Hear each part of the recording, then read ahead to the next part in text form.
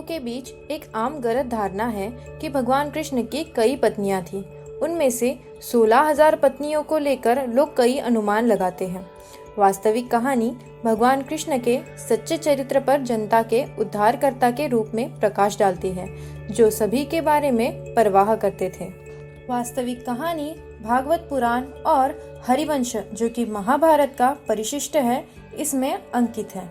इसके अनुसार नरकासुर नामक एक राक्षस राजा था, जो प्रागज्योतिष, यह असम में प्रारंभिक राज्य था, यहाँ पर शासन करता था। वह विष्णु के वराह अवतार और पृथ्वी देवी भूमि का असुर पुत्र था। उसे भूमासुर भी कहा जाता था। उसने तीनों लोकों पर विजय प्राप्त कर ली थी। स्वर्ग, पृथ्वी और पाताल लोक का अधिपत्य स्थापित कर लिया था। वह नरकासुर महान कहर और अराजकता का कारण बन चुका था। पृथ्वी पर उसने 16,000 राजकुमारियों को अगवा कर लिया था, जो उन सभी राज्यों से थी जिन्हें उसने हराया था। नरकासुर के अत्याचारों से त्रस्त होकर देवताओं के राजा इंद्र कृष्ण के पास आते हैं और उनसे नरकासुर के अत्याचार से ब्रह्मांड को बचाने की विनती करते हैं।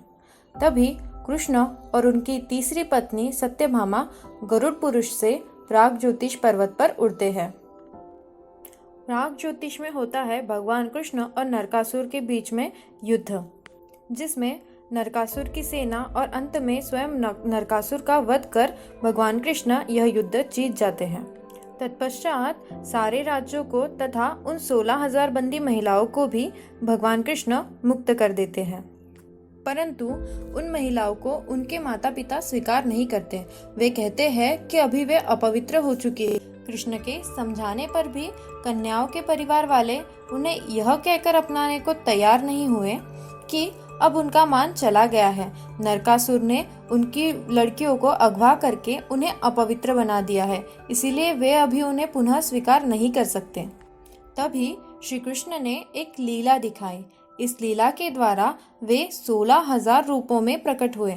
उन्होंने हर एक कन्या का हाथ थाम उससे विधिवत विवाह किया और सौभाग्य का वरदान दिया।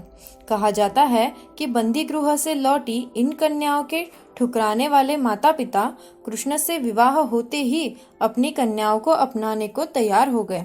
इस विवाह के बाद वे बड़े गर्व से बताते थे कि मथुरा के राजा कृष्ण उनके दामाद हैं।